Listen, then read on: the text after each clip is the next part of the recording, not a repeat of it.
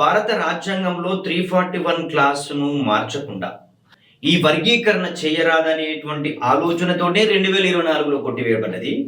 మరి ఈ యొక్క ఏదైతే నరేంద్ర మోడీ గారు సుప్రీంకోర్టు తీర్పుతో చెప్పేయడం ఒకటవుతే, మరి అదే పార్లమెంటులో ఏ రాష్ట్రాలలో డిమాండ్ ఉందో ఆ యొక్క రాష్ట్రాల్లో 2/3 మెజారిటీ తోటి దేశవ్యాప్తంగా చేస్తే అయిపోయింది కదా. దీన్ని అది చేయకుండా ఈ యొక్క దళితులుగా ఉన్నటువంటి మాల అనుబంధ కులాలకి మాదిగ అనుబంధ కులాల మధ్యన ఒక విభజన రేఖను గీసి వాళ్ళ మధ్యన ఒక ఉద్రిక్త వాతావరణం క్రియేట్ చేసి వాళ్ళు ఐక్యంగా ఉండకుండా చేయడంలో ఉన్న ప్రధాన ఉద్దేశమే అనేది ఇది మనకు అర్థమవుతా ఉంది.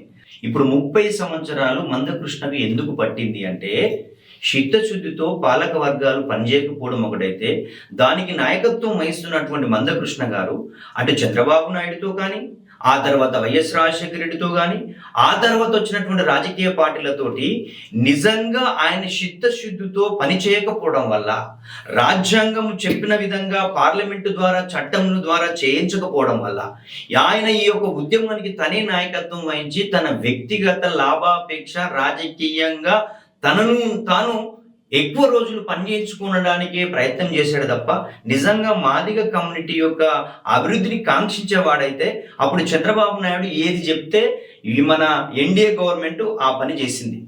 మరి అప్పుడు ఎందుకు చేయలేకపోయావు అనేది మేము చెప్పదలుచుకున్నాం. ఇప్పుడు కూడా నరేంద్ర మోడీ గారు ఎన్డీఏ ప్రభుత్వం ఇప్పుడు అధికారంలో ఉంది. ఆయన పార్లమెంట్లో చట్టం చేసి ఆ మొత్తం ఏ రాష్ట్రాల డిమాండ్ ఉందో ఆ రాష్ట్రాల్లో చేయండి, లేదు తెలంగాణలో ఆ డిమాండ్ ఉంది, లేకపోతే ఆంధ్రప్రదేశ్ ఉందంటే ఈ 2 రాష్ట్రాల్లో చేయండి.